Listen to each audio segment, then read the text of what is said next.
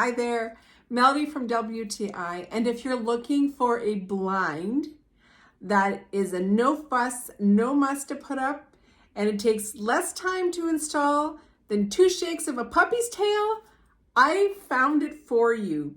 This is the beautiful blind that I have here on my door, blind/curtain.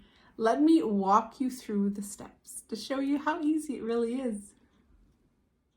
Comes with everything you need, the blackout fabric, sticky tape, and instructions for those who choose to use them, but you don't need them. This is super easy to install. You put your sticky tape on top. It's got Velcro on the other side, Velcro on the blackout panel, and 1, 2, 3, boom, you're done. You see how easy it is? I've got them for both my front and my back door. Then you take this strap that's at the back and you roll up the material on both sides, and then you've gone from a blackout curtain to a little pull-up blind. I love this whole design. I love how easy it is to install with the Velcro, with the tabs. It looks awesome. This beautiful material is easy care, machine washable, and it's also energy efficient, so it's really going to help minimize the heating and cooling costs in your home.